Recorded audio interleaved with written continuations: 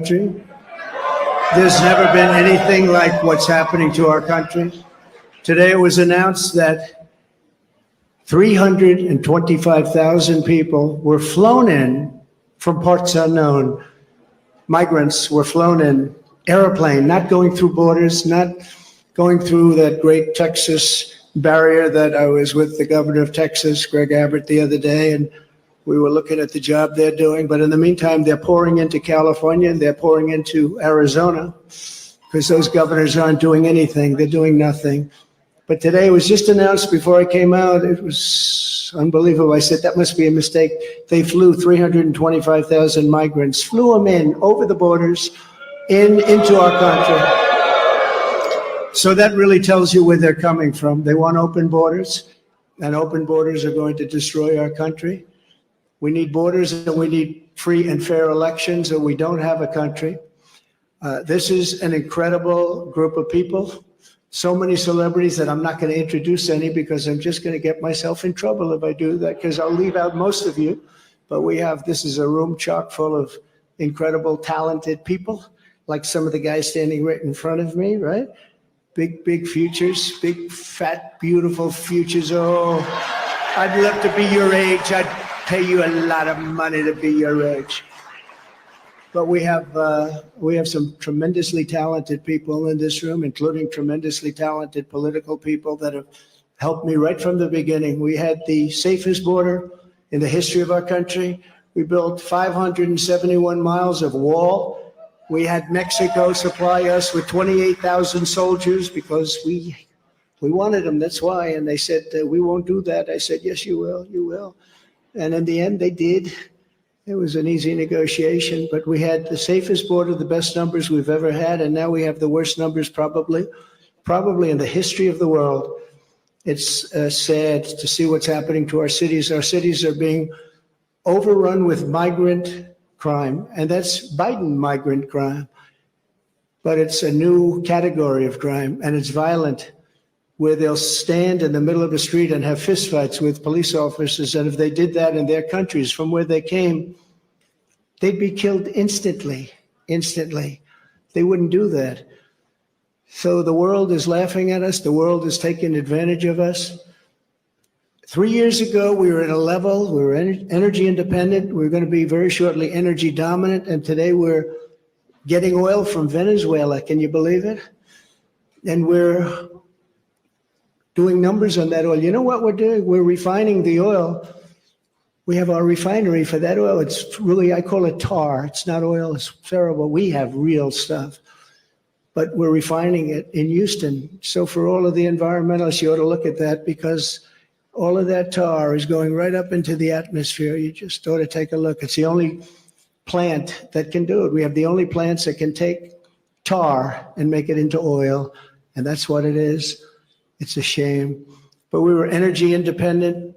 We were going to be energy dominant. We were going to be supplying oil to Europe, all over the world. And then a tragic thing happened during the election. It was a tragedy, because you wouldn't have, think of it, all of the problems that you have today, I don't think you would have had any of them. You'd only have success. And that's what's ultimately going to unify this country and unify this party. We have a great Republican Party with tremendous talent. And we want to have unity, and we're going to have unity, and it's going to happen very quickly. And I have been saying lately, success will bring unity to our country, and it happened before. We had the best economy our country's ever had, and people were calling me that I would have said will never happen. It'll never happen. They wanted to get together, African American, Asian American, Hispanic American, women, men, people with diplomas from the best schools in the world, and people that didn't graduate from high school. Every single group was doing better than ever before. And it was a beautiful thing. Our country was coming together. Our country was coming together. And now we have a very divided country. We have a country that a political person uses weaponization against his political opponent. Never happened here. It happens in other countries, but they're third world countries. And in some ways, we're a third world country. We're a third world country at our borders, and we're a third world country at our elections. and we have to stop that. We need a fair and free press. The press has not been fair, nor has it been free, but maybe someday they will be. They're being beaten up pretty badly. People aren't trusting them. They're not believing them. And really, it's a very important factor. The press used to be the policeman. It used to police our country. Now nobody has confidence in them, and we have to get that confidence back. It's so important for the success of our country. So important.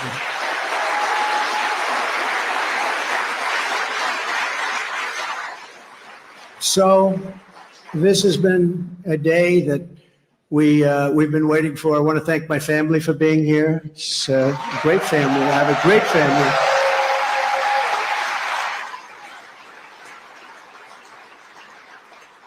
They've had it very easy since I decided to run for politics. They say, thanks a lot, Dad, we appreciate it.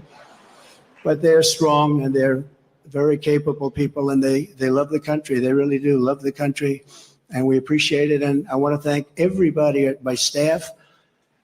Susie, Chris, incredible job. Incredible job you're doing.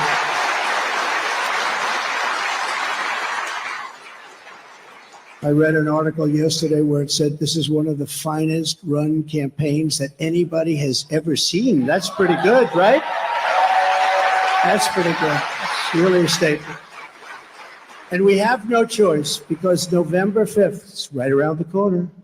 November 5th is going to go down as the single most important day in the history of our country.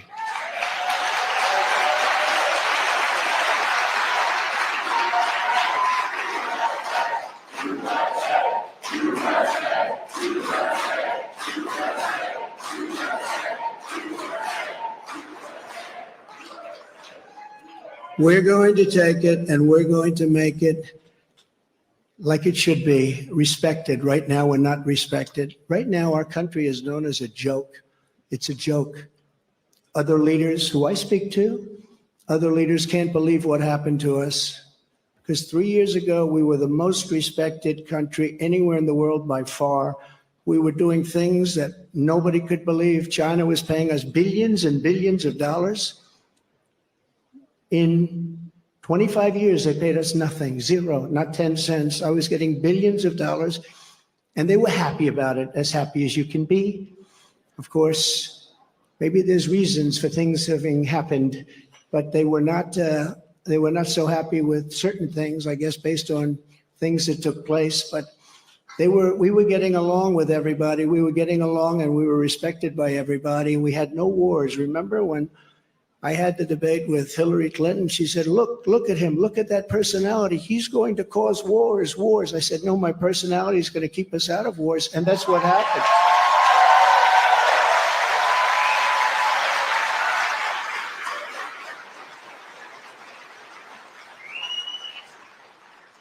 For 20 years, they were fighting ISIS. I defeated ISIS in 4 weeks. I got rid of ISIS 100%. 100% of the ISIS caliphate. And we had no wars, and we stopped wars. We weren't getting along with a lot of countries. All of a sudden, North Korea, which is a serious nuclear power, but North Korea came along. Kim Jong-un, we got along very well. We got along very well with China until COVID. That was a little bit too much, as far as I was concerned. That was too much. Couldn't take that one. But we made a trade deal with China that I don't even talk about. $50 billion a year in product they bought from our farmers, our manufacturers.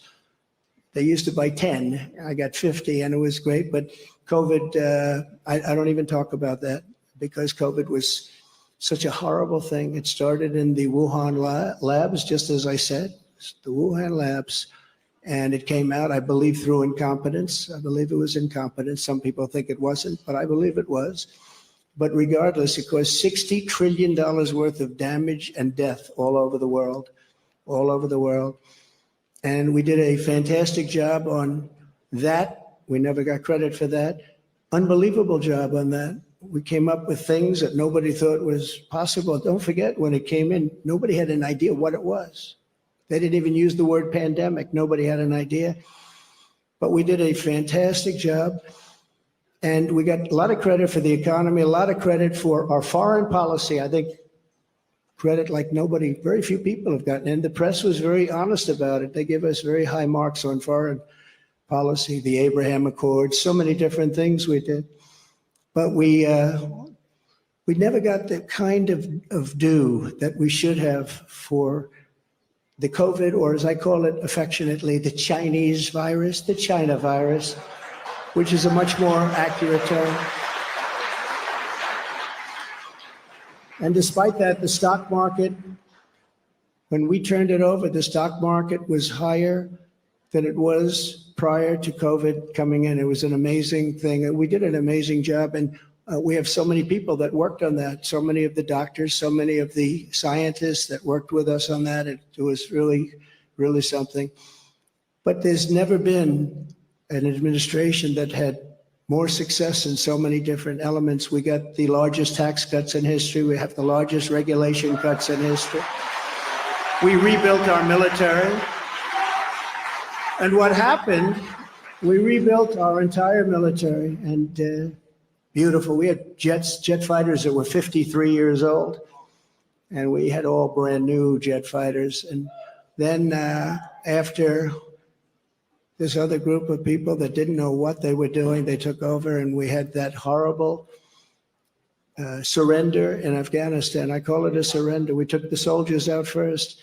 You know, I dealt with the leaders of the Taliban in Afghanistan. They were the ones that were causing the trouble. The press was very angry because they said, "Why are you calling them?" I said, "Because that's where the problem is." I say oftentimes, they asked Jesse James, "Jesse, why do you rob banks?" He said, "Because that's where the money is." And I said, that's where the problem is with the Taliban. And I spoke to Abdul. He's still the leader. Believe it or not, he's really the leader of Afghanistan, but he's the leader of the Taliban, a rough group. I say, don't ever shoot our soldiers again. Don't ever do it. Very interesting. What happened is that, we were having, during the Obama administration, previously, they were shooting a lot of our soldiers. And I let them know, I said, don't ever, ever let that happen. I said, in a rather nasty fashion. We don't have to go into it tonight. For 18 months, we lost nobody in Afghanistan. And then we had that horrible, horrible withdrawal where we lost 13 soldiers, 38 horribly wounded, left Americans behind. You know, we have Americans right now still behind. Call them hostages if you like. It was a terrible moment. We left $85 billion worth of brand new, beautiful equipment behind, jets and tanks and everything you could think of, goggles, night goggles. They didn't used to fight. They're good fighters.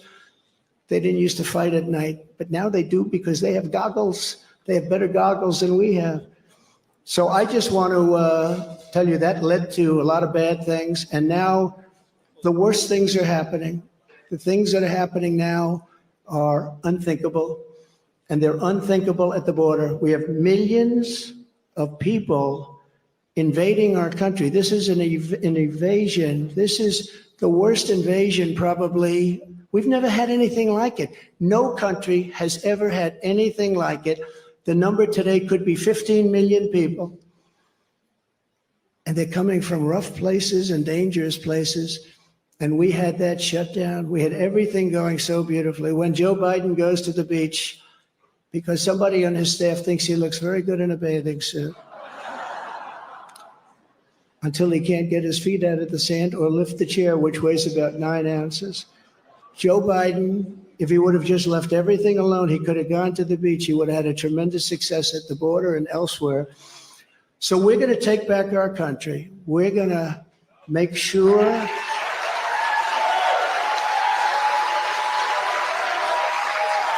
we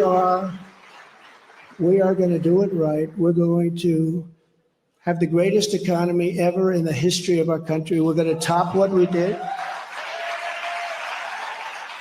We're going to become an energy center of the world. We were ready to become energy dominant, and they stopped that. They stopped that. But we're going to become energy dominant. We're going to pay off debt.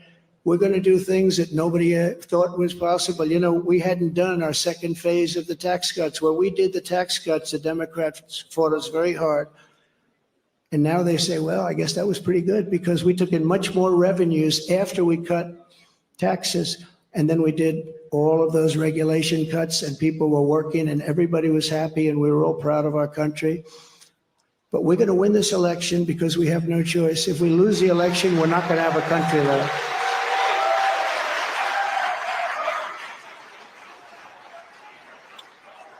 And we're going to do something. Thank you very much. We love you too. And we love our country. And we can't let this magnificent, some people call it an experiment. I don't call it an experiment. I just say this is a magnificent place, a magnificent country. And it's so sad to see how far it's come and gone.